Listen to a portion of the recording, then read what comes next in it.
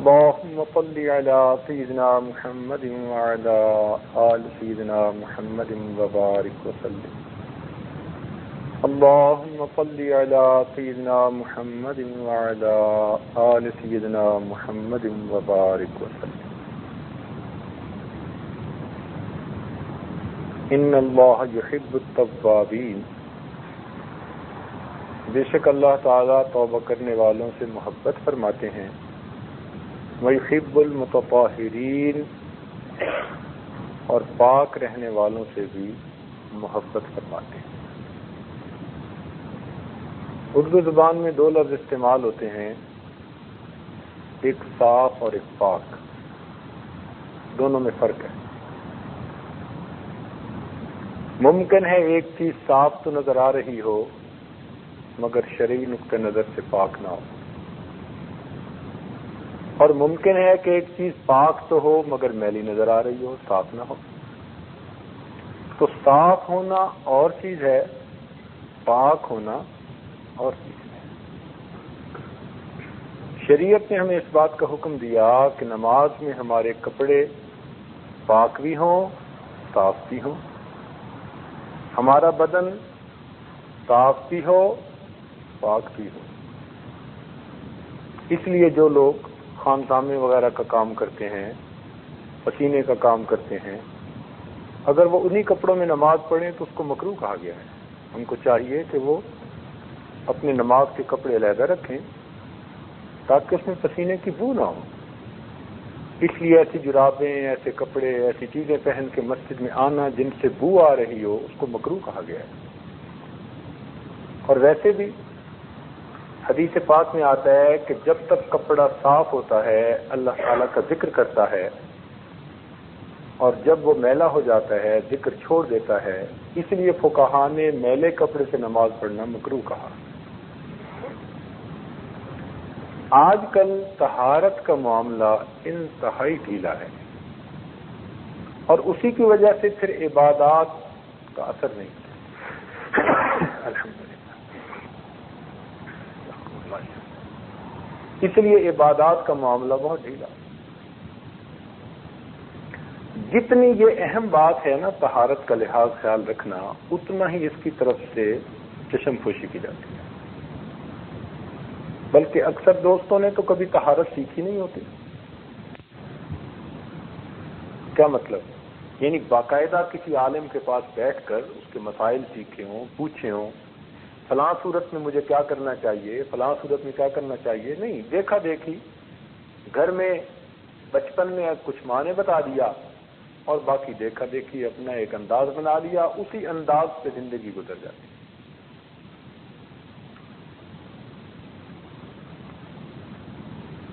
کیونکہ ان مجالس میں خشیت نماز کے متعلق باتیں ہوں گی. مقصود ہمارا وہ ہے، اس کی ابتدا طہارت سے ہوتی ہے. کوئی آدمی ایسا ممکن نہیں کہ جس کو نماز کا خشوع حاصل ہو اور وہ طہارت کا خیال نہ رکھتا ہو. ممکن ہی نہیں ہے.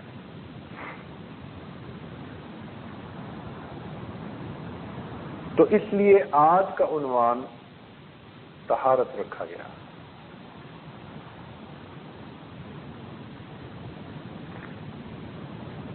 طہارت کی 4 منزلیں ہیں. تصوف میں مشائخ کی نظر میں طہارت کے 4 درجے ہیں، 4 مراتب ہیں. سب سے پہلی طہارت بدن کی طہارت.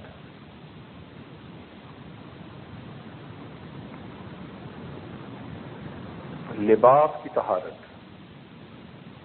جو چیزیں کھائیں پیئیں، طعام، اس کی طہارت. بدن کی طہارت عام طور پر زیادہ توجہ طلب ہے.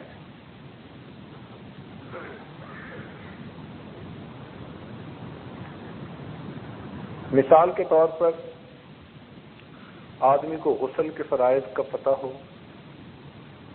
کہ بلوغ کے بعد اس کو غسل کیسے کرنا ہے، اگر اس کو فرائض کا پتہ ہی نہیں تو جتنی بھی نمازیں پڑھتا پھرے گا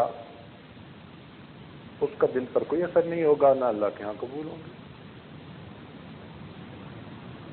تو باقاعدہ ان مسائل کو سیکھنا، نہانا اور چیز ہے، غسل کرنا اور چیز ہے۔ مردوں میں تو پھر بھی ممکن ہے کہ غسل کے فرائض کا پتہ ہو، عورتوں میں غفلت بہت زیادہ ہے۔ کچھ وہ اس کو شرم و حیا کی باتیں سمجھتے ہوئے مسئلے پوچھتی بھی نہیں ہے واضح۔ اور گھر کے مردوں میں اور مردوں میں فرق کوئی نہیں ہوتا۔ بات ذرا سخت سی کر دی ہے مگر کر ٹھیک دی ہے۔ آج کل کے مردوں میں اور مردوں میں کوئی فرق نہیں۔ وہ گھر کی عورتوں کو دین نہیں سکھاتے، ایک ہی مقصد کے لیے رکھا ہوتا ہے، اللہ اللہ اور خیر۔ خود بیت بھی ہو جاتے ہیں، خود مراقبے بھی کر لیتے ہیں، گھر والوں کو اس کام میں شریک کرنے کی کوشش نہیں کرتے۔ اپنی اولاد کو محبت کی وجہ سے پیار دیتے ہیں، تربیت نہیں دیتے۔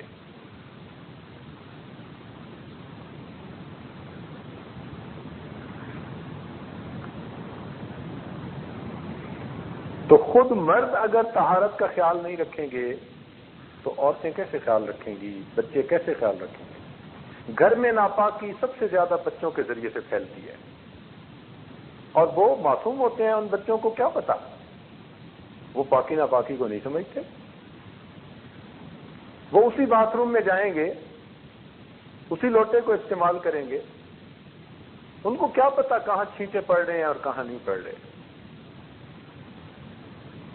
شریعت بھی ان کے لیے کسی درجے میں آسانی کرتی ہے جب تک بالغ پورے طور پر نہیں ہو جاتے۔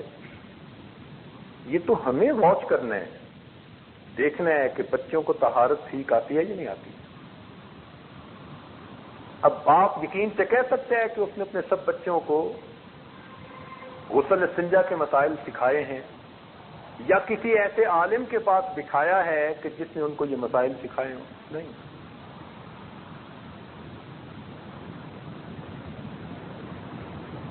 وہ بچے گیلے پاؤں کے ساتھ آئیں گے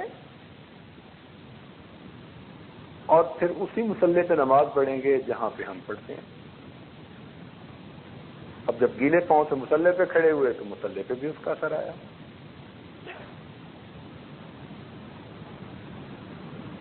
ناپاکی منتقل ہونے کے دو طریقے ہیں۔ ایک طریقہ تو یہ کہ ناپاکی مائع شکل میں ہو، گیلی ہو اور چیز خشک ہو،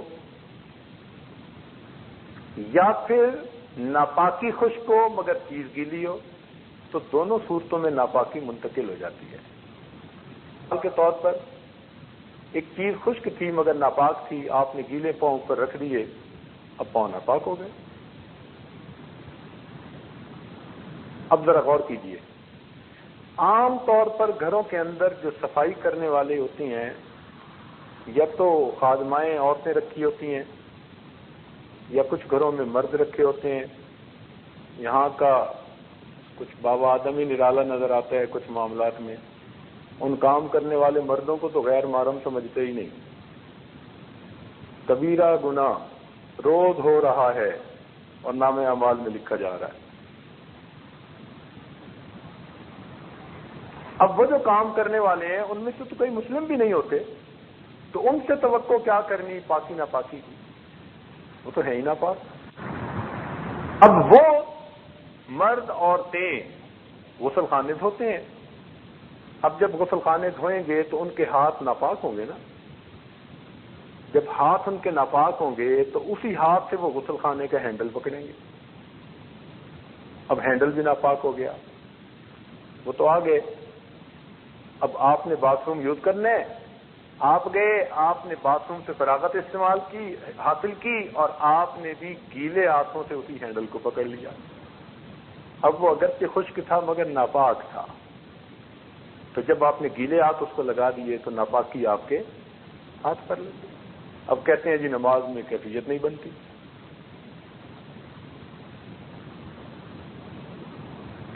زہر کوئی جان کر پیے یا بے دھیانی میں پیے زہر نے تو اثر کرنا ہے. کوئی یہ تو نہیں کہہ سکتا جی کہ میں نے تو بے دھیانی میں پی لیا تھا زہر نے کیوں اثر کیا. بھئی ناپاکی ناپاکی ہے. آپ جان بوجھ کے لگائیں، بے دھیانی میں آپ کو لگے، ناپاکی کی وجہ سے وہ اثرات ختم ہو جائیں گے. اس لیے طہارت کا مسئلہ انتہائی اہم مسئلہ ہے. باقاعدہ سیکھنی پڑتی ہے، واچ کرنا پڑتا ہے، اس کو بچوں کو سکھانا پڑتا ہے. اس لیے ہمارے حضرات اپنے مصلے کم از کم گھر میں علیحدہ رکھتے تھے. بچوں کے مصلے مخصوص کر دیے جاتے تھے. بچوں کو پتہ ہے کہ جی یہ بچوں کے مصلے ہیں، بچوں نے جب بھی نماز پڑھنی ہے اس پہ پڑھیں. کون سی اتنی بڑی بات ہے؟ آپ جتنے بچے ہیں سب کے مصلے بے شک علیحدہ کر دیں، یا ان کو پتہ ہو کہ ہمارے یہ مصلے ہیں، ہم نے ان پہ نماز پڑھنی ہے، لیکن اپنے مصلے علیحدہ رکھیں. چونکہ کپڑے کے مصلے ناپاک ہو جائیں تو پھر چلتے رہتے ہیں. تو پاکی ناپاکی کا انتہائی خیال. کئی دوستوں کو ہم نے دیکھا بڑے آرام کے ساتھ غسل خانے میں جا کر وضو کرتے ہیں اور ننگے پاؤں کے ساتھ وضو کر کے پھر گھر کے فرش پہ چلتے ہوئے آ کے مصلے پہ کھڑے ہو جاتے ہیں. اب گھر کا فرش کہاں پاک ہے بھائی؟ گھر کے فرش پہ تو روز وہ موپ کرتی ہے خادمہ، سویپ کرتی ہے، اور جس چیز سے اس کو سویپ کرتی ہے وہ چیز غسل خانوں میں بھی استعمال ہوتی ہے، فرش میں بھی استعمال ہوتی ہے. تو کوئی گارنٹی نہیں کر سکتا. آپ کو ایک نئی سی چیز بتا دوں. ہم لوگ ایئرپورٹ پہ آ رہے تھے، قریب کا ایک ملک ہے، نام نہیں لیتا پھر مسئلہ نہ کھڑا ہو جائے. تو ایئرپورٹ پر مسجد بنی ہوئی ہے، نئی بنی ہے، خوبصورت. نمازیں ہم بھی پڑھتے تھے، قدرتاً ہم اس دن پہنچ گئے، اللہ نے ہمیں محفوظ رکھنا تھا. تو ایئرپورٹ کی جو کام کرنے والی عورت تھی وہ پاک قالین کے اوپر وہ جو گیلا ہوتا ہے نا، اس کو کیا کہتے ہیں اپنی زبان میں؟ موب. وہ گیلا موب جناب اس نے اس پانی کے اندر اس کو جو ہے نا بھگویا اچھی طرح، پھر وہ گیلا پورے قالین کے اوپر. ہم جب پہنچے تو وہ دروازے کے قریب پہنچ چکی تھی. میرا ماتھا ٹھنکا. میں نے کہا دوست سے کہ پوچھو اس سے کیا یہ روز ایسا کرتی ہے؟ کہنے لگی ہاں. میں تو بلا ناوے ایسا کرتی. میں نے پوچھا کہ اس کو کہو کہ یہ علیحدہ موب ہے یا اسی موب کو ہر جگہ؟ کہنے لگی میں باتھ روم بھی اسی سے صاف کرتی ہوں. اب اس سے اندازہ لگا لیجئے کہ طہارت کی جگہ کا پاک ہونا، نہ نماز کی جگہ کا پاک ہونا، اس کے بارے میں ہمیں کتنا کیئرفل ہونے کی ضرورت ہے. پھر ہم نے اس دوست کو مشورہ دیا کہ ایئرپورٹ کے قریب ایک مسجد ہے، اس مسجد کے ذمہ دار لوگوں کو بھیجیں اور یہاں کی انتظامیہ سے کہیں کہ مسجد کی صفائی ہم ذمہ لیتے ہیں، ہمارا بندہ آ کے کرے گا، آپ کو متفکر ہونے کی ضرورت نہیں ہے. میں نے کہا ایک بندہ اپوائنٹ کرو، اجر ملے گا، لوگوں کی نمازیں ٹھیک ہوں گی. تو پھر ان کو یہ تجویز پسند آئی تو انہوں نے کہا انشاءاللہ اس کی صفائی کی ذمہ داری ہم لیں گے. تو اس لیے گھروں میں بھی اسی طرح کام کرنے والیوں ان کو تو مسائل کسی نے نہیں پڑھائے سکھائے ہوتے، ان سے توقع بھی نہیں کرنی چاہیے کہ ان کو پتہ ہوگا ان چیزوں کا. تو ناپاکی پھر گھر کی ہر چیز میں ٹرانسفر ہوتی چلی جاتی ہے.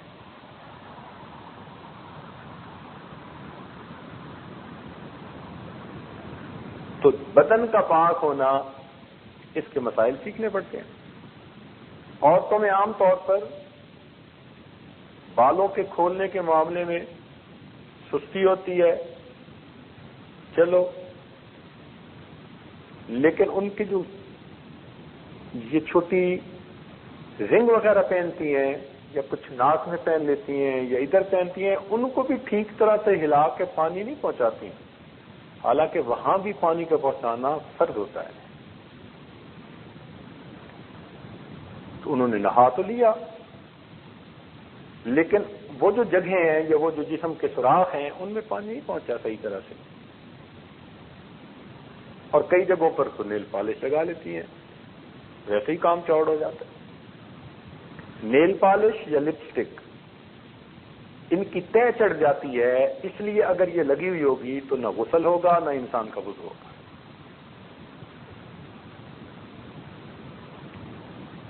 اور عورتوں کی جہالت کا یہ حال ہے اس وقت کہ میں ایک ملک میں تھا تو مسجد کے متولی صاحب نے یہ واقعہ خود سنایا۔ بڑا شہر نہیں تھا، ذرا دیہات سی تھی، لیکن مسجد کا متولی نیک بندہ تھا، اچھا بندہ تھا، رو رہا تھا بیٹھا ہوا۔ پوچھا کیا ہوا؟ کہنے لگا جی حال یہ ہے میرے اپنے گھر کا، حالانکہ میں گھر کے اندر تعلیم بھی کرواتا ہوں اور سارا کچھ کرتا رہتا ہوں، نیکی کی بات بھی کرتا رہتا ہوں، میاں بیوی ہم اکٹھے ہوئے، فجر کا وقت میں نے غسل کیا، نماز پڑھنے چلا گیا، معمول تھا اشراق تک مسجد میں بیٹھنے کا۔ اس دن جی چاہا کہ میں جا کے آرام کروں چونکہ سارا دن کام کرنا ہے، تو میں نماز پڑھتے ہی گھر آ گیا۔ میں نے دیکھا کہ میری بیوی بھی آرام سے نماز پڑھ رہی ہے، تو مجھے خیال آیا کہ بھائی میں نے نہایا تو ٹھنڈ بہت تھی، ٹھنڈی بہت تھی، تو اس نے بڑی ہمت کی کہ اتنا جلدی فارغ بھی ہو گئی، ورنہ پانی گرم کرنے میں نہانے میں وقت لگنا ہے۔ تو میں نے پوچھا کہ تم نے اتنا جلدی نہا بھی لیا؟ کہنے لگی میں تو نہیں نہائی۔ آپ کیوں نہیں نہائی؟ کہنے لگی میں کوئی کسی غیر مرد کے پاس گئی ہوں جو میں ناپاک ہوئی ہوں۔ تب پتہ چلا محنت کی۔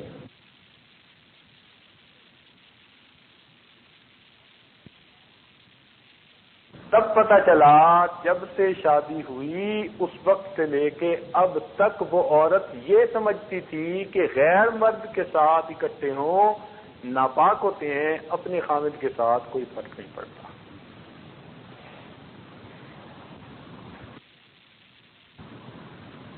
تو اس لیے بچیوں میں طہارت کے مسائل، اسی تو ہم کہتے ہیں کہ بچیوں کو کیوں نہیں عالمہ فاضلہ بناتے، ان کو کیوں نہیں دینی تعلیم دیتے۔ میرے دوستو، کسی آدمی کے دو بچے ہوں نا، ایک بیٹا اور ایک بیٹی، اور اس کی حیثیت اتنی ہو کہ دو میں سے ایک کو دین کی تعلیم دے سکتا ہے، تو اس کو چاہیے کہ بیٹی کو تعلیم پہلے دے، اس لیے کہ مرد پڑھا فرد پڑھا، عورت پڑھی خاندان پڑھا۔ اور آج کل بچیوں کی تعلیم کی طرف سے بہت ہی غفلت ہے، بہت غفلت ہے۔ ہمارے حضرات تو خود پڑھایا کرتے تھے۔ درمیان میں ایک واقعہ یاد آ رہا ہے،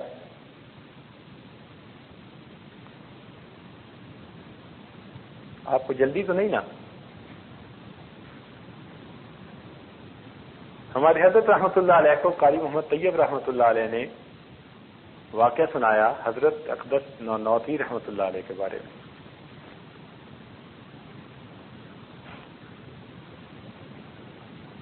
فرماتے ہیں کہ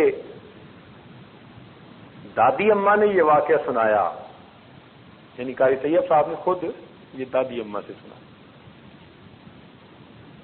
حضرت نانوتوی رحمۃ اللہ علیہ کی شادی ایک نواب صاحب کی بیٹی سے ہوئی تھی۔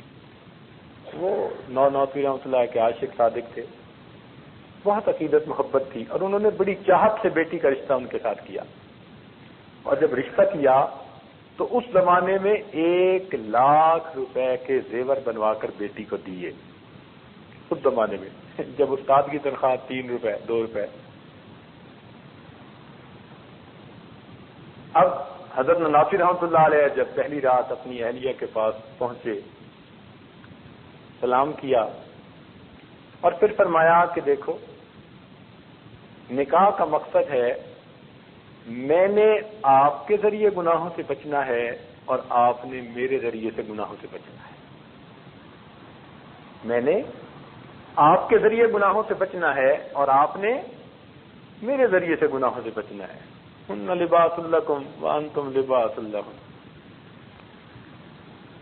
یہ بات کر کے پھر فرمایا کہ زندگی اچھی تب گزرتی ہے جب میاں بیوی دونوں ایک سطح پر ہوں۔ اب میں فقیر اور آپ امیر، میں ساری زندگی محنت کروں تو آپ کی طرح مالدار نہیں بن سکتا، آپ اگر میری طرح بننا چاہیں تو ابھی بن سکتی ہیں۔ تو اہلیہ صاحبہ نے کہا ہاں میں بننا چاہتی ہوں۔ تو مان لگے کہ یہ جو ترکیہ کا جہاد ہے نا، اس وقت جہاد تھا کہ تم یہ اپنا سارا زیور مجاہدین کی طرف بھیج دو، اجر بھی ملے گا اور پھر میں اور آپ ایک رنگ میں ہو جائیں گے۔ اہلیہ صاحبہ نے سارے زیور اتار کے دیے، حضرت نے صبح رومال باندھ کے مجاہدین کو بھجوا دیا۔ اب ایک دن گزرا تو عورتوں میں عادت ہوتی ہے، یہ عام طور پر دلہن کو دیکھنے آتی ہیں، تو ایک بڑھیا فتنے کی پڑیا وہ کہیں سے دلہن دیکھنے آ پہنچی۔ اب اس نے جو دلہن کو دیکھا کہ زیور کوئی نہیں، تو وہ تو کہنے لگی کہ یہ تو لگتی ہے ماں باپ پہ بوجھ بنی ہوئی تھی، انہوں نے دھکا دے دیا، کوئی زیور بھی نہیں تھے پہنایا، عجیب جلی کٹی سنائی۔ تو دادی اماں نے تو رونا شروع کر دیا۔ اب حضرت نوفی رحمۃ اللہ جب آئے تو پوچھا کیوں رو رہی ہیں؟ کہنے لگے بس مجھے گھر چھوڑ گئے ہیں۔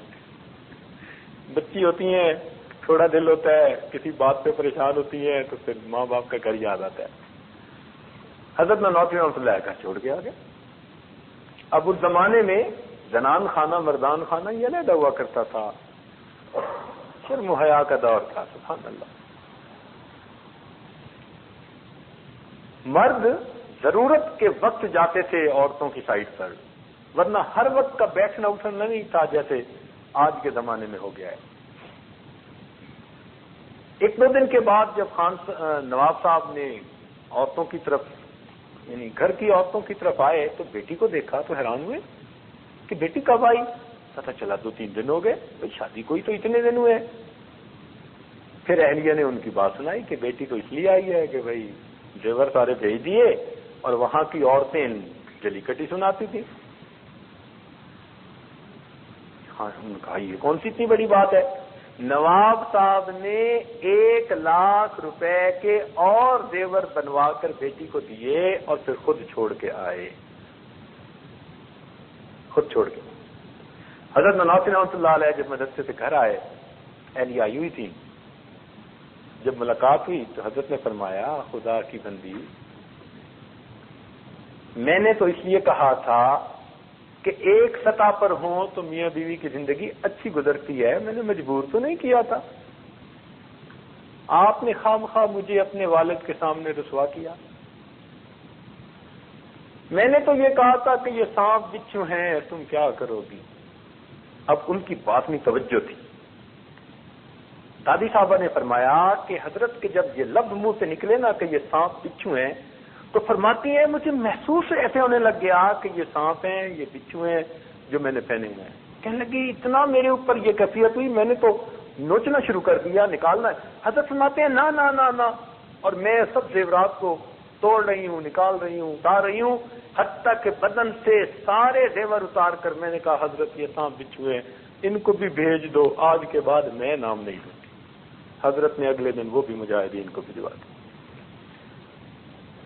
پھر اس کے بعد دادی صاحبہ جو تھی انہوں نے حضرت نانوتوی رحمۃ اللہ علیہ سے پڑھنا شروع کر دیا۔ پڑھتے پڑھتے اتنا پڑھا، قاری محمد طیب رحمۃ اللہ علیہ نے خود فرمایا میں نے ان دادی صاحبہ سے مشکات شریف کو سبکن پڑھا۔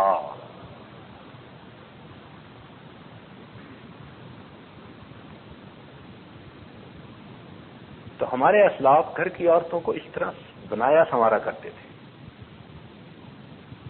کہ جس کو الف با کا بھی پتہ نہیں تھا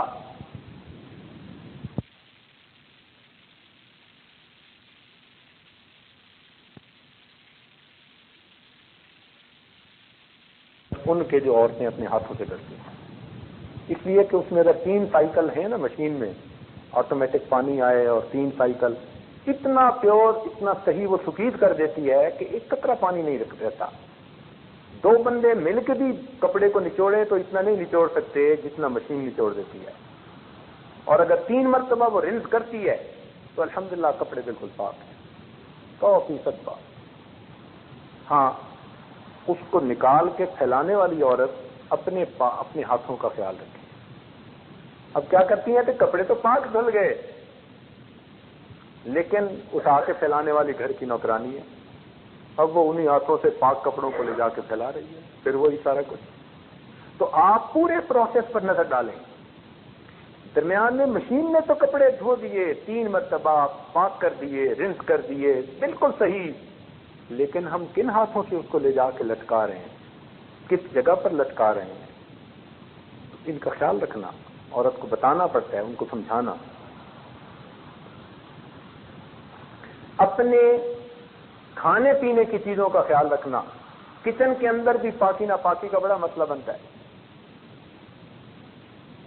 اور اگر کام کرنے والی یہ دوسری عورتیں ہوں تو ان بیچاریوں کو کیا پتا، وہ چیز نیچے گرے گی، اسی ہاتھ سے اٹھا کے اس کو اوپر رکھ دیں گے. اور اچھے اچھے دوستوں میں برتنوں کے تلوے کے بارے میں تو احساس ہی نہیں ہوتا کہ یہ بھی ناپاک ہوتے ہیں. برتنوں کے تلوے کو ہمیشہ مشکوکی سمجھیں. آپ کو نہیں پتا وہ کس جگہ پر رکھے گئے. اور دوست کیا کرتے ہیں کہ گھر سے کھانا لے کے آئے اور ٹرے کو اوپر رکھ دیا دسترخوان پر. یہ سب سے بڑی غلطی ہوتی ہے. ٹرے اوپر رکھنے کی کیا ضرورت ہے؟ ٹرے کو رکھیں سائڈ پر، اور جو اندر برتن پڑے ہیں وہ اٹھا کے رکھیں دسترخوان پر. ٹرے تو انہوں نے فرش پر رکھا ہوگا، ٹرے تو زمین پر رکھ دیا ہوگا.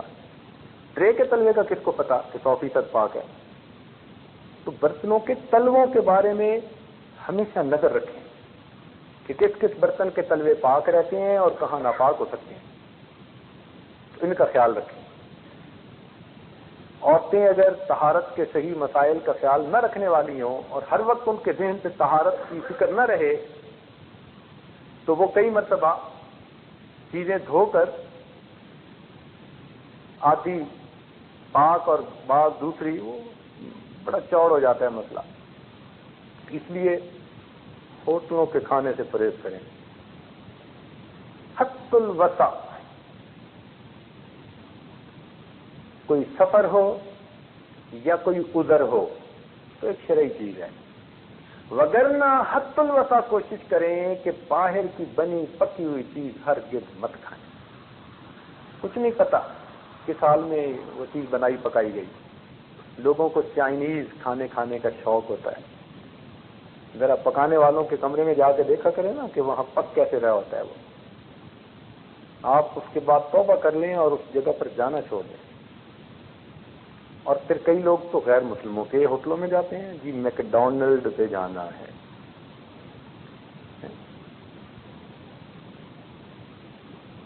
KFC پہ جا کے مرغی کھانی ہے.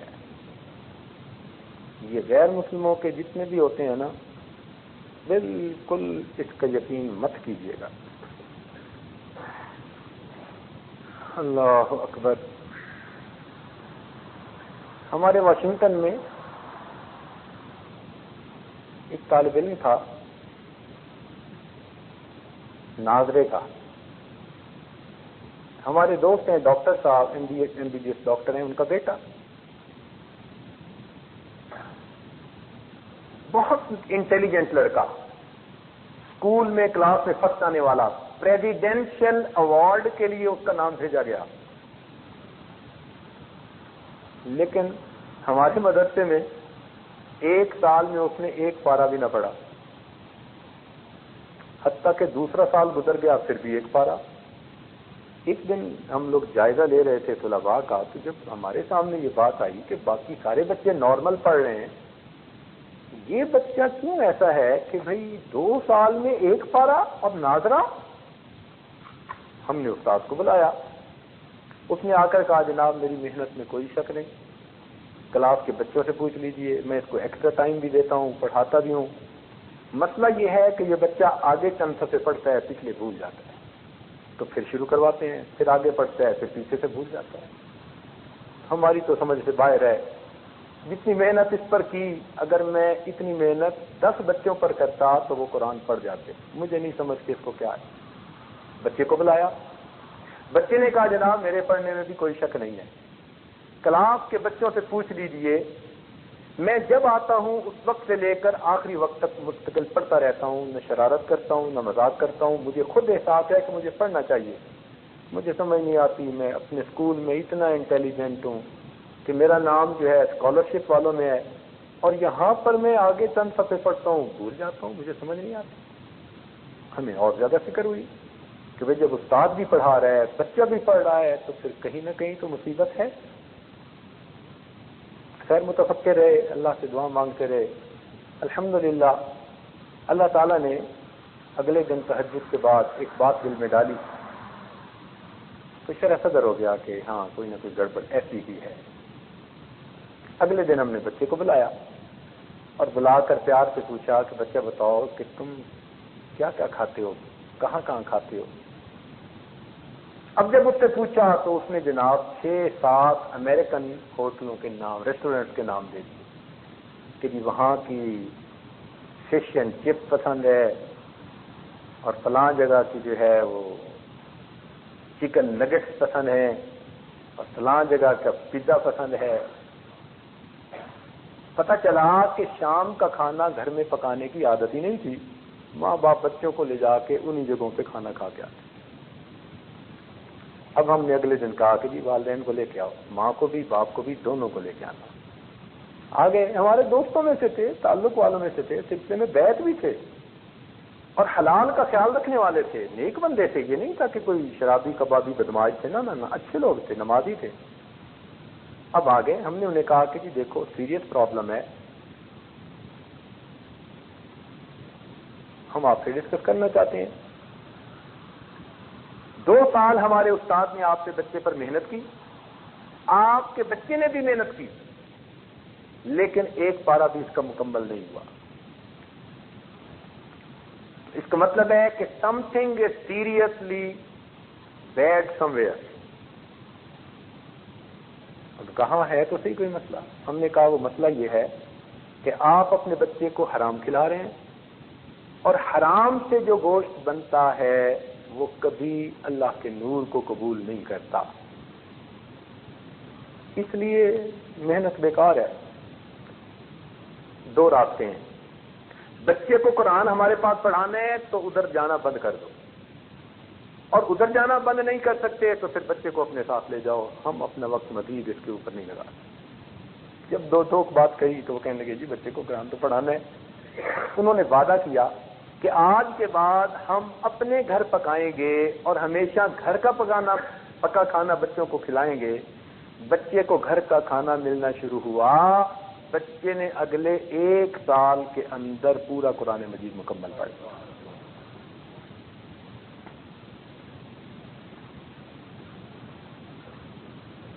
لوگ کہتے ہیں جی اولاد ہماری بات نہیں مانتی، نافرمان بن گئی ہے. جی آپ نے حلال تو کمایا، ہو سکتا ہے زکوٰۃ نہ نکالی ہو تو حلال مال بھی ناپاک ہو گیا. ہو سکتا ہے آپ نے زکوٰۃ نکالی ہو، سود شامل کیا ہو سکتا ہے آپ نے باقی ساری احتیاطیں کی ہوں، بچوں نے اس مال سے ایسی چیزیں خرید کے کھائی ہوں کہ جو حرام چیزیں ان میں شامل ہوں. تو اس لیے ان تمام چیزوں کا خیال رکھنا پڑتا ہے. اینڈ ریزلٹ تو یہ ہے نا کہ پیٹ میں کیا جا رہا ہے. اگر پیٹ میں پہنچنے سے پہلے کہیں نہ کہیں اس میں کوئی خلاف شرع چیز آ گئی تو اثرات تو وہ حرام کے ہی مرتب ہوں گے.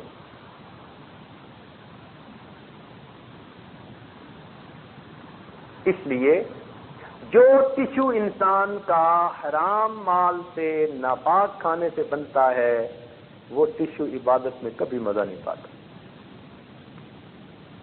اس میں گناہ کرنے کی طلب پیدا ہوتی ہے. تو اس لیے آپ اولاد کو حلال پاکیزہ مال کھلائیے، کھانا کھلائیے اور حلال کی برکت اپنی آنکھوں سے دیکھیے. اس لیے ذکر و سلوک میں رزق حلال اور صدق مقال، ان 2 چیزوں کی بڑی اہمیت ہے. رزق حلال اور صدق مقال، 2 چیزوں کی بہت اہمیت ہے. اس کی اتنی اہمیت ہے، ایک واقعہ جو ہماری کتابوں میں لکھا ہے. حضرت مجدد ثانی رحمۃ اللہ علیہ کے ایک بیٹے تھے جن کا نام تھا محمد معصوم. پیدائش سے پہلے حضرت کو الہام ہوا اللہ تعالیٰ کی طرف سے کہ ہم آپ کو ایسا بیٹا دیں گے جو پوری زندگی کبیرہ گناہ نہیں کرے گا، اللہ کی حفاظت رہے گی، ایسا پاکیزہ بیٹا، غلامن زکیہ۔ تو جب یہ الہام ہوا تو حضرت نے بچے کی پیدائش پر اس کا نام محمد معصوم رکھا۔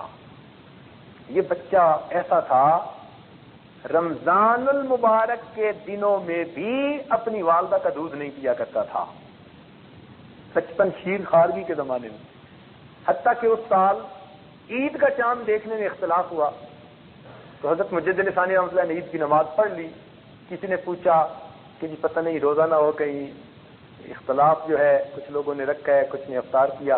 حضرت نے بچے کو بھیجا کہ جاؤ پوچھو محمد معصوم نے دودھ پیا یا نہیں، تو گھر والوں نے بتایا کہ پورا رمضان کبھی نہیں پیا، آج دن میں اس نے دودھ پی لیا۔ فرمایا الحمدللہ آج افطار کا دن ہے، میرے بیٹے نے بھی افطار کیا ہے۔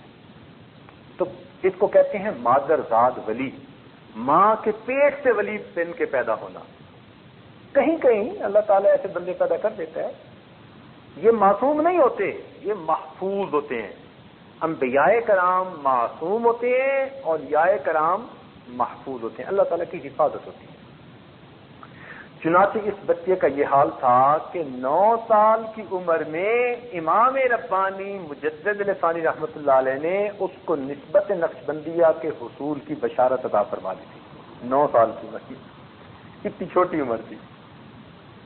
فرمایا تھا کہ تجھے سلسلے کی نسبت جو ہے نصیب ہو چکی، تمہارا دل اس سے منور ہے۔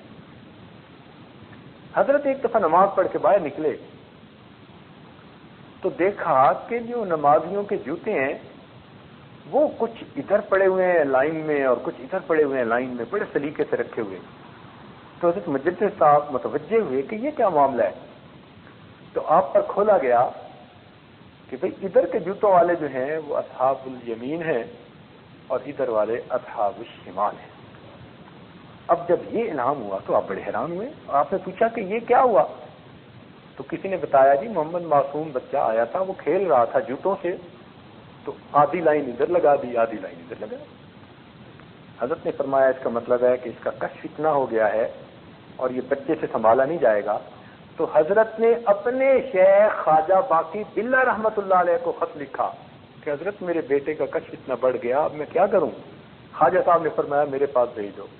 انہوں نے اپنے بچے کو خواجہ باقی باللہ رحمۃ اللہ علیہ کے پاس سرہند سے دہلی بھیجا۔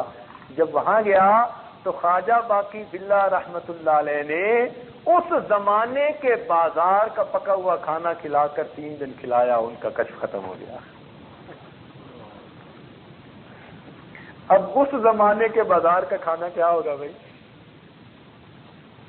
تو اگر اس زمانے کے بازار کا کھانا کھا کر کشف ختم ہو جاتا ہے تو پھر آج کے بازار تو آپ جانتے ہیں، وہ ایمان کا خطرہ ہو جاتا ہے۔ اس لیے ایک عادت بنا لیجئے کہ کھانا گھر کا کھانا ہے پکا ہوا، باہر کا نہیں کھانا، یا سفر میں یا کوئی اور عذر میں جو شرعی ہو تو پھر شریعت اس کے لیے اجازت دے دیتی ہے۔ تو بدن پاک، کپڑے پاک، اور انسان جو کھانا کھاتا ہے یہ کھانا پاک ہو۔ چنانچہ حضرت خواجہ غلام علی دہلوی رحمۃ اللہ علیہ جو مرزا مظہر جان جانا رحمۃ اللہ علیہ کے خلیفہ خاص تھے، وہ فرماتے ہیں کہ ایک مرتبہ میں کہیں دعوت پر چلا گیا اور وہاں پر مشتبہ کھانا کھا لیا۔ فرماتے ہیں میری کیفیات بند ہو گئیں، میں نے شیخ کو بتایا، شیخ نے کہا کہ روزانہ آنا، میں تمہیں خاص مراقبہ کرواؤں گا، توجہ ڈالوں گا۔ فرماتے ہیں کہ میں 1 مہینہ متواتر جا کر شیخ سے توجہ لیتا رہا، تب میری وہ کیفیت ختم ہوئی۔ 1 مرتبہ کا کھانا کھایا۔ اس عاجز کے سسر محترم خواجہ محمد عبد المالک صدیقی رحمۃ اللہ علیہ جو میرے شیخ کے شیخ بھی تھے، حضرت مرشد عالم رحمۃ اللہ علیہ کے وہ شیخ بنتے تھے، اور ان کو حضرت مدنی رحمۃ اللہ علیہ ہر سال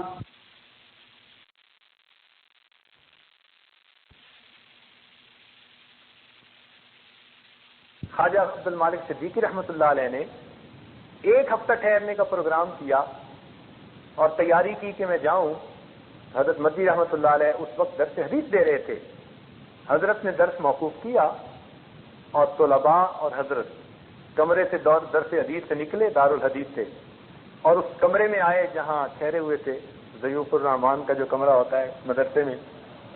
اب طلباء تو باہر بیٹھ گئے دروازے سے اور حضرت مدنی اندر تشریف لائے. خواجہ صاحب سمجھے کہ بھئی ملاقات کے لیے آئے ہوں گے. تو جب ملاقات ہوئی تو حضرت مدنی رحمۃ اللہ نے فرمایا کہ خواجہ صاحب آپ ہر سال 2 ہفتے یہاں قیام فرماتے ہیں، طلباء کو فائدہ ہوتا ہے. اس مرتبہ آپ نے 1 ہفتہ جو ہے قیام کے بعد جانے کا ارادہ کر لیا.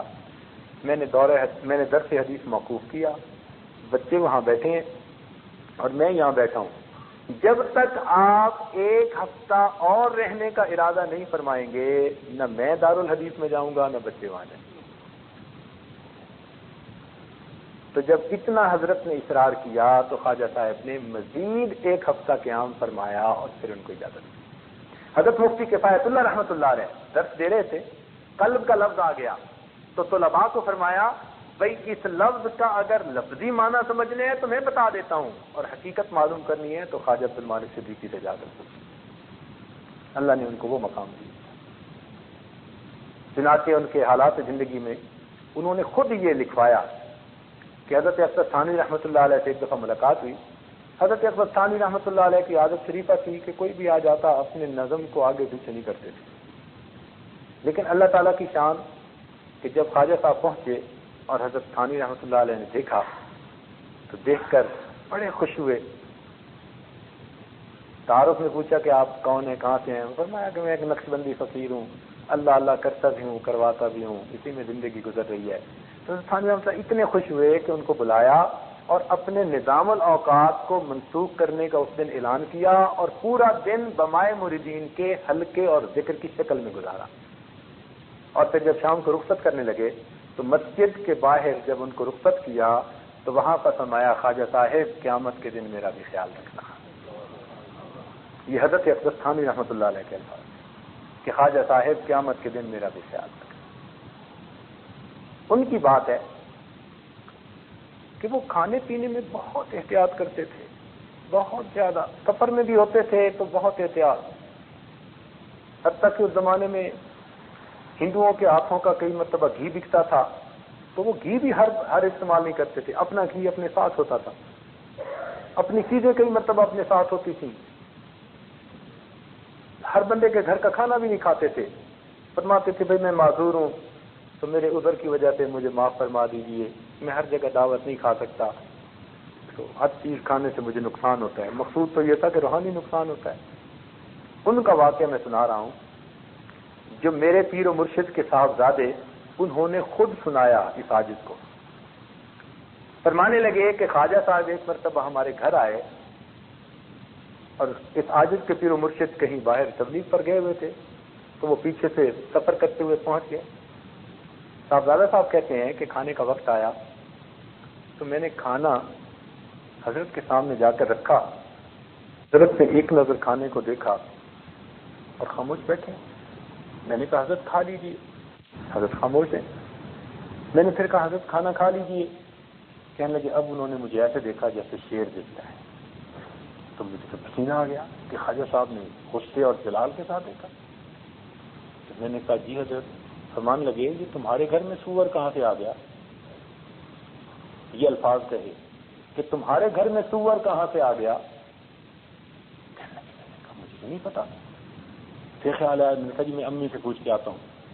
کہنے لگے میں بھاگا وہ اندر گیا اور میں نے کہا اماں وہ حضرت تو کھانا نہیں کھا رہے اور فرما رہے ہیں تمہارے گھر میں سور کہاں سے آ گیا؟ تو سنتے ہی والدہ صاحبوں کو بھی پسینہ آ گیا. کہنے لگی ہاں غلطی مجھ سے ہوئی. یہ میرے ہمسائے کی عورت بڑی مدت سے متمنی تھی کہ جب بھی تمہارے پیر صاحب آئیں گے تو ان کا کھانا میں پکاؤں گی اور مجھے خیال نہیں رہا میں نے قبول کر لیا. تو یہ کھانا ہمارے گھر کا نہیں پکا ہوا، یہ تو ہمسائے کے گھر کا پک کے آیا ہے. کہنے لگے والدہ صاحبہ نے اس وقت کچن میں کھانا بنایا اور بنا کر دیا اور خواجہ صاحب نے اس کو نوش فرمایا. تو یہ ایسے بصیرت والے لوگ تھے کہ کھانے کو دیکھ کر ان کو پتہ چلتا تھا اس میں نور ہے، اس میں ظلمت پڑی ہوئی. ایسے کتنے لوگوں نے خواجہ صاحب کو آزمایا، بڑے اچھے ادھر ادھر کے کھانے بنوا دیے، اور ایک سادی سی روٹی اور کوئی دال سبزی ایسی وہ بنا کے کہیں ایک طرف رکھ دی، اور خواجہ صاحب نے صرف وہی 2 چیزیں کھائیں اور باقی چیزوں کی طرف التفات ہو۔ ہمارے قریب کے زمانے کے بزرگ حضرت مولانا احمد علی لاہوری رحمۃ اللہ علیہ، الحمدللہ اللہ نے ان کو بھی عجیب شان دی تھی، عجیب صاحب کشف تھے، حتیٰ کہ فرما دیا کرتے تھے کہ مجھے اگر کھلانا ہے تو فلاں جگہ جو پھل پڑے ہیں وہ ان کی بیع ٹھیک ہوئی ہے، تم وہ لے کے آؤ، میں وہ کھا لوں گا۔ اور فرمایا کرتے تھے کہ میرے پاس جو بندہ 40 دن رہے اور میرا بتایا ہوا کھانا کھائے، 40 دن کے بعد اس کو ولایت کا نور نہ حاصل ہو تو مجھ پر ہنسی کرے۔ کہتے تھے 40 دن رہو میرے پاس، کھاؤ وہ جو میں بتاؤں گا کہ بھئی یہ کھاؤ یہ کھاؤ یہ کھاؤ۔ فرماتے تھے 40 دن وہ حلال کھانا تمہارے دلوں کے اندر ولایت کا نور پیدا کر دے گا۔ تو ہمارے حضرات نے کھانے پینے میں بہت خیال رکھا ہے، بہت خیال رکھا ہے اس بات کا۔ حضرت مرزا مظہر جان رحمۃ اللہ علیہ کا واقعہ تو کتابوں میں لکھا ہے۔ ایک آدمی انگور لے کے آیا تو اس نے پیش کیے، حضرت نے جو اٹھائے تو رکھ لیے۔ اس نے کہا حضرت کھا لیجیے، فرمایا مجھے مردوں کی بو آ رہی ہے۔ مردوں کی بو آ رہی ہے؟ وہ سمجھدار تھا، وہ گیا اس بندے کے پاس جس سے خریدے تھے، اس نے کہا جی فلاں بندہ بیچنے آتا ہے، میں نے اس سے خریدے۔ جب اس کے پاس گیا تو پتہ چلا کہ اس نے قبرستان میں انگوروں کی بیلیں لگائی ہوئی، قبرستان میں انگوروں کی بیلیں اگائی ہوئی تھیں، ان پر انگور لگے تو خواجہ صاحب نے اٹھائے اور کہنے لگے مجھے مردوں کی بو آتی۔ یہ ایک فراست ہوتی ہے، اللہ تعالیٰ عطا فرما دیتے ہیں۔ تو اس لیے ہمیں احساس نہیں ہوتا، لیکن کھانے پینے میں حلال پاکیزہ کھانے کا ہونا یہ انتہائی ضروری ہے۔ اب جب تک آپ اس کا خیال نہیں رکھیں گے نماز کی حضوری نصیب نہیں ہوگی، وساوت سے جان نہیں چھوٹے گی۔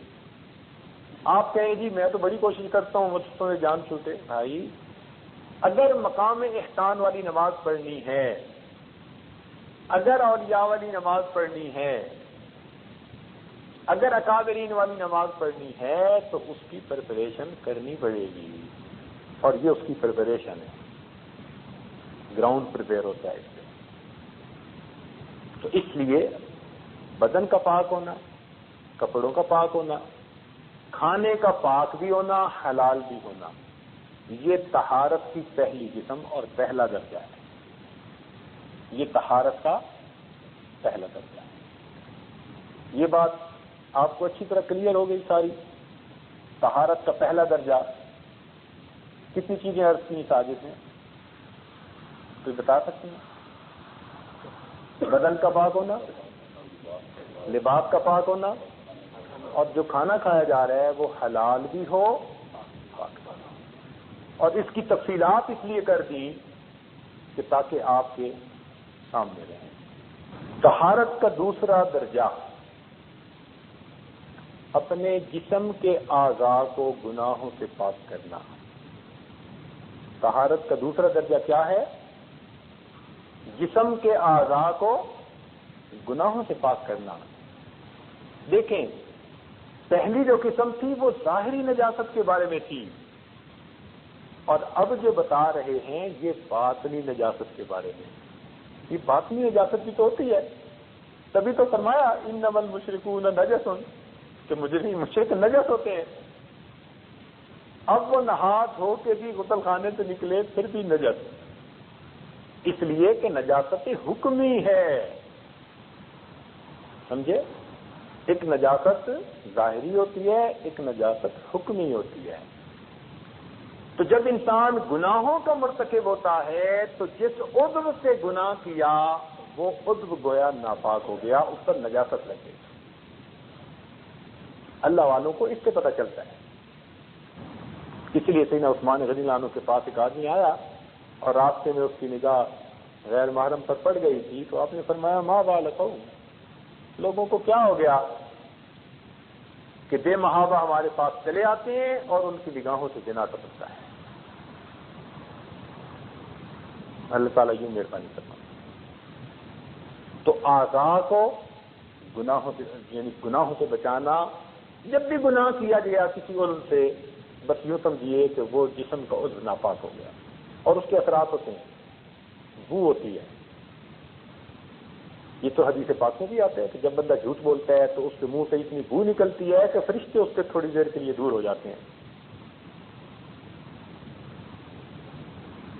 اور یہ بھی حدیث پاک میں آتا ہے کہ جب موت کے فرشتے آتے ہیں بندے کی روح نکالنے کے لیے تو وہ اس کے جسم کے اعضاء کو سونگھتے ہیں.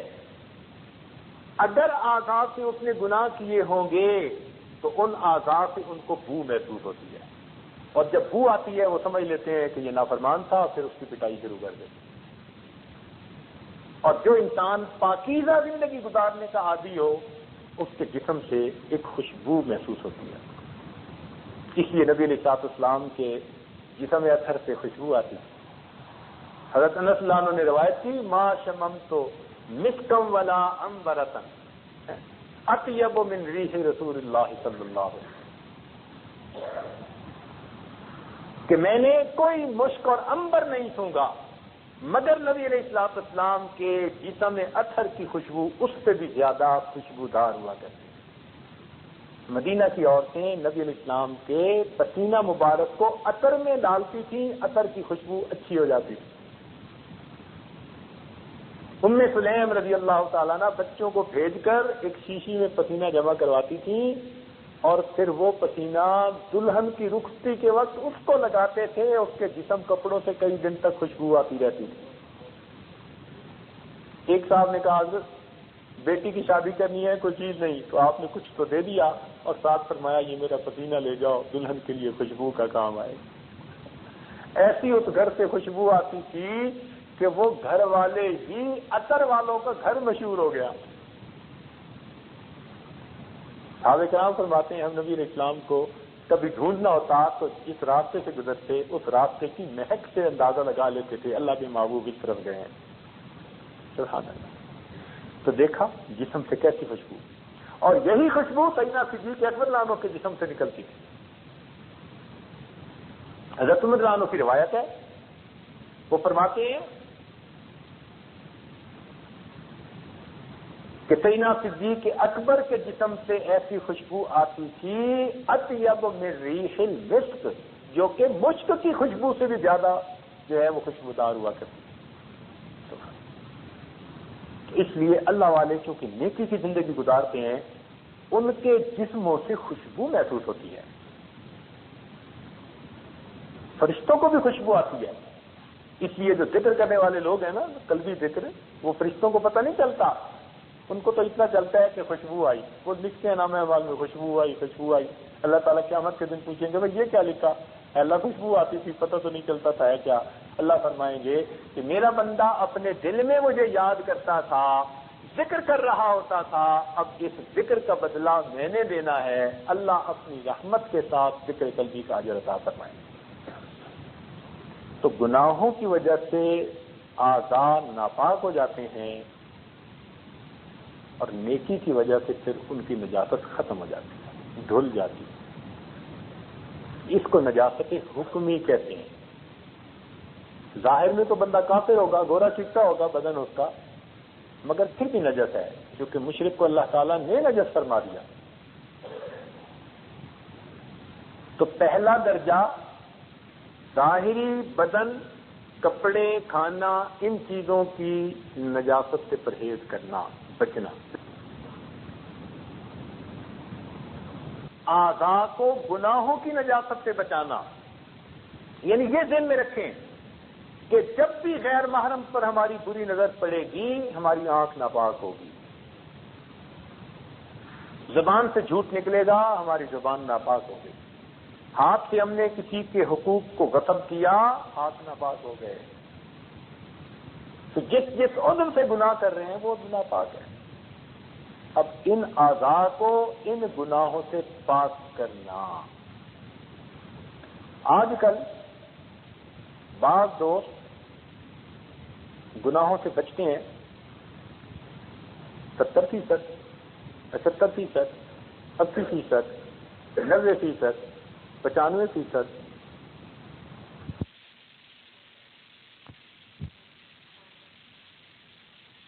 تو کر کے زندگی سے 95% گناہ ختم کر دیے. اب یہ جو طلباء، علماء، صلحاء ہوتے ہیں، یہ دین کا کام بھی کر رہے ہوتے ہیں، الحمدللہ ان کی زندگی میں میجر گناہ نہیں ہوتے، یہ بچتے ہیں. لیکن کہیں نہ کہیں ہر بندے کی زندگی میں کوئی نہ کوئی ایک ایسی چیز ہوتی ہے جس نے ان کو اٹکایا ہوا ہوتا ہے. جیسے مچھلی کا کانٹا نہیں ہوتا، وہ گناہ نے اس کو روکا ہوا ہوتا ہے، آگے نہیں بڑھنے دیتا. ادخلوا فی السلم کافہ، یہ کیفیت نصیب نہیں ہوتی، اس لیے ولایت سے محروم رہتے ہیں. ایک بات ذہن میں رکھیے، ہر گناہ بندے اور اللہ تعالی کے درمیان ایک سٹیپ کی مانند ہے، ایک فاصلے کی مانند ہے، ایک قدم کی مانند ہے. جتنے گناہ ہم کرتے ہیں ہم اللہ سے اتنے قدم دور کھڑے ہیں. ایک ایک گناہ چھوڑتے جائیں گے، ایک ایک قدم گویا اللہ کے قریب ہوتے جائیں گے. 100% گناہ چھوڑ دیں گے، ہمیں اللہ تعالیٰ کا وصل نصیب ہو جائے گا. یہ کبھی نہیں ہو سکتا کبیرہ کا مرتکب ہو اور اسے اللہ تعالیٰ کی ولایت نصیب ہو جائے. اس لیے اولیاء کرام سے کبائر کا ارتکاب نہیں ہوتا. ہاں کبھی کوئی ایسی صورت بن جائے تو جب تک وہ توبہ کر کے اس کو معاف نہیں کروا لیتے وہ چین نہیں دیا کرتے. اس لیے ان کی زندگی سے کبائر ختم ہو جاتے ہیں. اول تو ہوتے نہیں، اور اگر تقاضۂ بشریت کبھی ہو جائیں تو جب تک پھر وہ توبہ ایسی کرتے ہیں کہ ان کی توبہ کے ثواب کو اگر شہر پہ تقسیم کر دو، اللہ کی قسم شہر والوں کے گناہ معاف کر دیے. تو طہارت کا پہلا درجہ ظاہری نجاست سے اپنے آپ کو بچانا، اور طہارت کا دوسرا درجہ باطنی نجاست سے یعنی گناہوں سے اپنے اعضاء کو بچانا.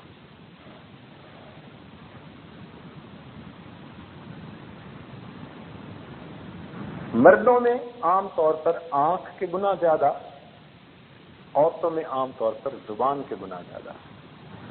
ہمارا یہ تجربہ ہے.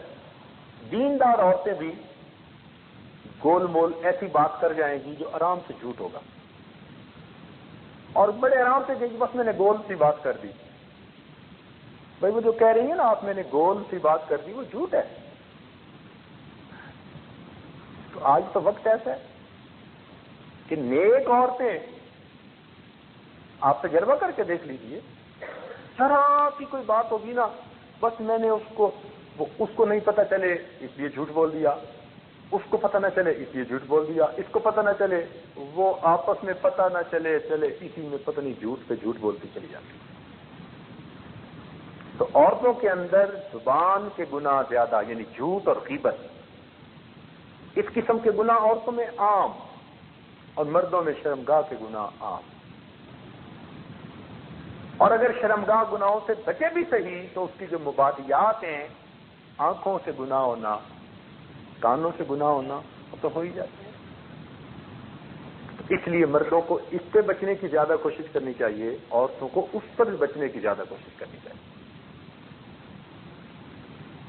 تو اپنے آپ کو گناہوں سے بچانا، اپنے حواس کو گناہوں سے محفوظ کرنا، یہ جو اعضاء ہیں ان کو گناہوں سے بچانا، یہ طہارت کی دوسری قسم. طہارت کا تیسرا درجہ، 2 درجے کون کون سے ہوئے ذرا بتا دیجئے، مجھے تسلی ہو جائے کہ آپ کے ذہن میں یہ چیز. بدن کا پاک ہونا، لباس کا پاک ہونا، کھانے کا پاک اور حلال ہونا، یہ پہلا درجہ. یہ ظاہری نجاست سے متعلقہ چیزیں ہیں. دوسرا درجہ کس سے متعلق ہے؟ باطنی نجاست سے.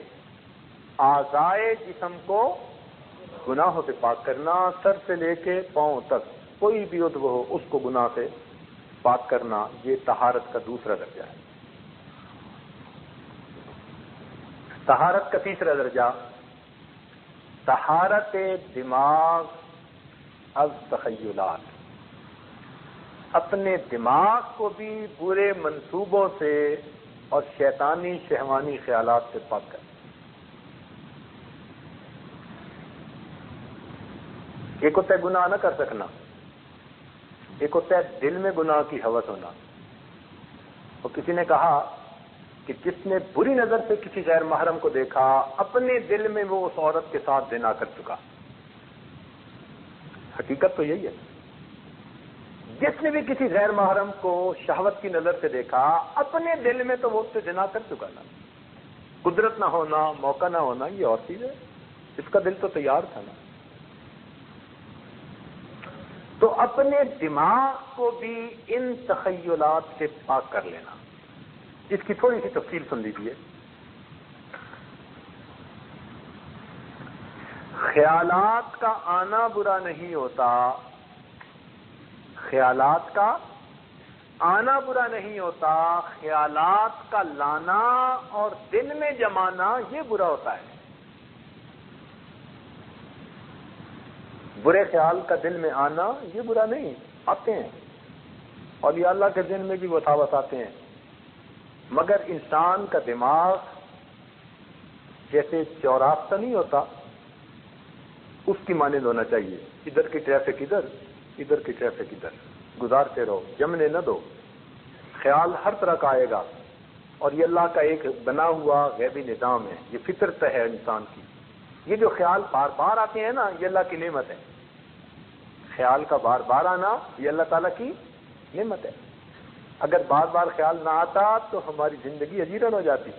آپ گھر سے نکلے، بیوی نے کہا جی کہ گروسری نہیں ہے اور شام کو افطاری کے لیے سب کچھ بنانا ہے، اور جب باہر نکلے تو آپ کو ایک دوست مل گیا جو 30 سال پہلے مدرسے اسکول میں پڑھتا تھا. آپ بڑے خوش ہیں اور خوش ہو کے اس کے ساتھ باتیں کرنے لگے. اور اگر آپ بھول جائیں کہ میں کس مقصد کے لیے نکلا تھا تو پھر آپ تو اسی کے ساتھ سارا دن جو ہے وہ بیٹھے رہیں گے. لیکن آپ اس سے بات کر رہے ہوں گے نا تو تھوڑی تھوڑی دیر بعد دماغ میں خیال آ رہا ہوگا گروسری پہنچانی ہے، اہلیہ انتظار میں ہوگی. ہر 15 منٹ بعد، ہر 10 منٹ بعد آپ کے دماغ میں بار بار خیال آ رہا ہے. یہ جو خیال کا بار بار آنا یہ اللہ کی نعمت ہے. ورنہ ہم پیچھے بات کو بھول کر اگلی میں لگ جاتے ہیں تو ہماری تو مصیبت ہو جاتی ہے. تو خیال کا بار بار آنا یہ برا نہیں ہے، یہ ایک فطری نظام ہے. مگر اس کا خود لانا تکلفاً اور ذہن میں جمانا اور لطف اندوز ہونا یہ برا ہوتا ہے. اس سے بچنے کی ضرورت ہے. بس خیال آئے اس کو جھٹک دیجیے. اپنا خیال نیکی کی طرف، اللہ کی طرف رجوع کیجیے. بس جب آپ خیال کو جھٹکتے جائیں گے تو انشاءاللہ آپ پر اس کے اثرات برے نہیں ہوں گے، بلکہ آپ کو اس کی وجہ سے اجر ملے گا کہ برے خیالات کو آپ نے پش کر دیا، ذہن سے نکال دیا. تو اس کو کہتے ہیں طہارت دماغ از تخیلات. سوچ بھی پاک رہے. جیسے کئی مرتبہ بہت سوچ میں گند ہوتا ہے، بہت گند ہوتا ہے. اللہ اکبر، میں کیا بتاؤں. ایک صاحب نے مجھے خط لکھا کہ ایک مرتبہ میں نماز بھی پڑھ رہا تھا اور نماز پڑھنے کے دوران کبیرہ گناہ کرنے کا پروگرام بھی بنا رہا تھا. نماز بھی پڑھ رہا ہوں، کہنے لگا میری حالت یہ، اس نے خط میں لکھا، کہنے لگا حالت یہ کہ میں نماز بھی پڑھ رہا ہوں اور نماز کے دوران میں کبیرہ ایک گناہ کرنے کا پکا پروگرام بھی بنا رہا ہوں. تو حالت تو یہ ہوتی ہے. اب اگر ذہن کے ہر وقت کے خیالات ایسے رہیں گے تو نماز میں کیسے خیال ٹھیک ہو جائیں گے؟ پھر نماز میں بھی وہی چیز گھومتی رہے گی. اس لیے طہارت کا تیسرا درجہ کیا ہے؟ طہارت دماغ از تخیلات، یعنی برے تخیلات، شہوانی خیالات، شیطانی خیالات، ان سے اپنے دماغ کو پاک کرنا، یہ طہارت کا تیسرا درجہ ہے. یہاں تک بات کلیئر ہو گئی، اچھی طرح سمجھ آ گئی. چوتھا درجہ ہے طہارت دل از مذمومات. طہارت دل از مذمومات و محمودات. یہ ذرا سمجھنا تھوڑا سا ڈیفیکلٹ ہے. طہارت دل از مذمومات اور محمودات. کیا مطلب؟ مذمومات کا مطلب تو یہ کہ برے منصوبے دل میں نہ باندھے، برے ارادے نہ ہو، یعنی دل میں بھی گناہ کا ارادہ نہ ہو. یہاں حضرت اقدس نانوتوی رحمۃ اللہ علیہ نے جب دارالعلوم دیوبند کا سنگ بنیاد رکھنا تھا تو حضرت نے اس وقت اعلان فرمایا، کافی لوگ تھے، اعلان فرمایا کہ آج دارالعلوم کا سنگ بنیاد میں ایک ایسی ہستی سے رکھوا رہا ہوں جنہوں نے زندگی میں کبیرہ گناہ تو کیا کرنا، کبھی کبیرہ گناہ کرنے کا دل میں ارادہ ہی نہیں کیا. ارادہ ہی نہیں کیا کہ میں یہ گناہ کروں گا، یہ بھی نہیں ارادہ کیا. تو ایک بزرگ تھے، منع شاہ کے نام سے مشہور تھے. ظاہر میں تو قد چھوٹا تھا، اللہ کے ہاں بہت بڑا تھا. گھاس کاٹتے تھے اور گھاس کاٹ کے بیچتے تھے اور زندگی گزرتی تھی. تھوڑے سے پیسے بچتے تھے، اس میں سے بھی وہ کچھ تھوڑا تھوڑا روز پس انداز کر لیتے تھے، بچا لیتے تھے. اور پورے سال میں تب جا کر اتنے پیسے بچتے کہ ان پیسوں سے وہ دارالعلوم کے اساتذہ کی ایک مرتبہ دعوت کیا کرتے تھے. تو دارالعلوم کے اساتذہ خود لکھتے ہیں، فرماتے ہیں ہم سارا سال ان کی دعوت کے منتظر رہتے، اس لیے کہ جس دن ان کے گھر کی دعوت کھاتے 40 دن تک نماز کی حضوری ہماری بہتر ہو جاتی تھی. 40 دن تک نماز کی حضوری میں اضافہ محسوس ہوتا تھا. سبحان. تو ان کا نام لیا، فناس ذکر سے انہوں نے سنگ بنیاد رکھا. یہ ایسے مخلص لوگوں کا لگایا ہوا پودا ہے جس کو اللہ کی طرف سے پھر قبولیت ملی ہے. ورنہ عمارتیں تو ہر جگہ بن جاتی ہیں، فیض ہر جگہ سے چالو نہیں ہوتا. فیض اس لیے نکلتا ہے کہ وہاں ایسے لوگ ہوتے ہیں جن کے جسموں سے گناہوں کا کھوٹ نکل چکا ہوتا ہے. اس لیے ذنون مصری رحمۃ اللہ علیہ فرماتے تھے کہ متقی انسان وہ ہے جس کے دل کی تمناؤں کو مجسم کر کے تشتری میں رکھا جائے اور اس تشتری کو سرے بازار پھرائیں تو ایک بھی بات ایسی نہ ہو جس پر اس کو ندامت ہو. فرماتے تھے یہ کیفیت ہے تو یہ متقی انسان، یعنی دل میں بھی کوئی مذموم ارادہ نہ ہو. اس کو کہتے ہیں طہارت دل از مذمومات. اور دوسری بات کہی از محمودات. کیا مطلب؟ کہ اگر کوئی نیکی کے کام کرتا ہے نا تو اس پر بھی خود پسندی دل میں نہ ہو. محمودات کہتے ہیں اچھی باتوں کو، تو اچھی باتوں کا بھی دل کے اندر مان نہ ہو، میں نیک ہوں، اچھا ہوں، یہ بھی دل میں نہ ہو. یہ خود پسندی بھی بندے کے گرنے کا سبب ہے. یہ خود پسندی تو گرا جاتی ہے. سمجھے؟ اب یہاں پر ایک تفصیلی نقطہ عرض کرتا ہوں.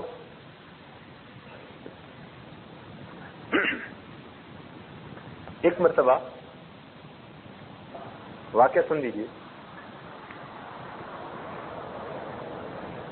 ایک مرتبہ خواجہ باقی باللہ رحمۃ اللہ علیہ نے کسی محفل میں بات کرتے ہوئے یہ کہہ دیا کہ مجھے اللہ نے اب ایک ایسا مقام دے دیا ہے توکل کا کہ میرے اوپر اب کوئی بھی حال آ جائے، مصیبت آ جائے، اب مجھے اللہ کے توکل سے نہیں ہٹاتی، کوئی پریشانی نہیں ہوتی. یعنی کوئی ایسی بات کر دی جس بات میں تھوڑا سا محسوس ہوتا تھا کہ بھئی اپنی تعریف ہے. لو جی کیا ہوا، اللہ تعالیٰ کی حکمت اور اس کا حکم اور اذن، خواجہ صاحب کا پیشاب بند ہو گیا.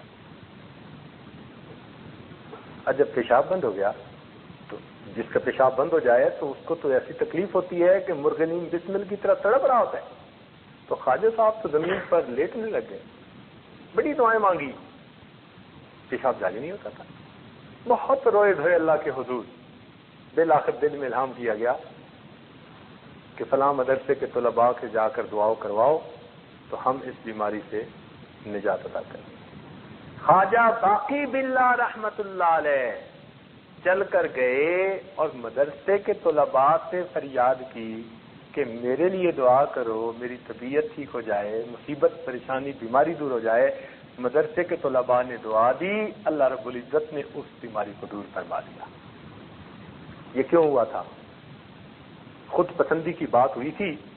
اللہ تعالیٰ نے ایسے بندوں کے پاس بھیجا جو طالب علم تھے، درجے میں ان سے بہت نیچے نظر آتے تھے، تو اللہ تعالیٰ پھر ذرا سیدھا کر دیتے ہیں سوچ کو، کم درجے کے بندے کے پاس بھیج دیا تاکہ وہ عجب یا میں والی کوئی صورت ہی نہ رہے باقی۔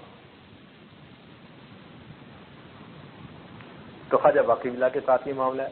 اب تفصیلی نقطہ یہ ہے کہ مفسرین نے لکھا کہ ایک مرتبہ حضرت موسیٰ علیہ السلام سے کسی نے مجمع میں پوچھ لیا کہ جی اس وقت دنیا میں سب سے بڑا علم والا کون ہے؟ تو انہوں نے کہہ دیا میں ہوں سب سے بڑا علم والا۔ اب بات بھی سچی تھی، وقت کے نبی ہی سب سے بڑے علم والے ہوتے ہیں، عالم ہوتے ہیں، مگر پھر بھی ایک دعویٰ تو نکلتا ہے۔ چونکہ بات سے دعویٰ نکلتا تھا، اس لیے اللہ رب العزت نے پیغمبر کے مقام پر ہونے کے باوجود ان کو ایک کم درجے کے بزرگ کے پاس بھیجا، جاؤ ذرا خضر علیہ السلام کے پاس۔ تو خضر علیہ السلام کے پاس بھیجنے میں حکمت یہ تھی کہ بڑائی صرف اللہ کو دیبا ہے، اور کسی کی زبان سے بھی کوئی ایسا لفظ نکلے جس میں کچھ بڑائی نظر آتی ہو، پروردگار وہی اس کا معاملہ سیدھا کر دیتے۔ اس کے لیے فرمایا کہ طہارت دل از مذمومات و محمودات، نہ برائیوں کے منصوبے ہو، نہ اپنی نیکیوں پہ بندہ فریفتہ ہو۔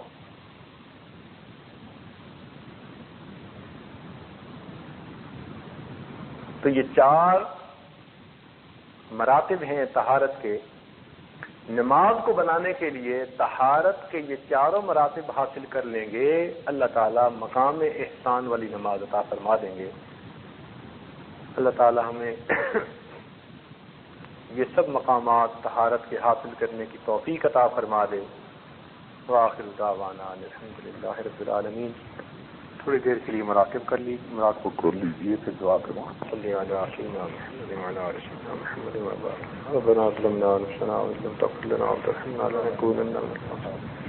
رب اغفر وارحم وتجاوز عما تعلم انك انت الغفور۔ اللهم انا نسألك الهدى والتقى والعفاف والغنى، اللهم انا نسألك العفو والعافية والرزق، اللهم استعملنا بسنة نبيك سيدنا محمد صلى الله عليه وسلم، توفنا على ملته وأجرنا منك، اللهم أعنا على ذكرك وشكرك وحسن عبادتك وتلاوة كتابك، اللهم اكفنا بحلالك عن حرامك وأغننا بفضلك عمن سواك،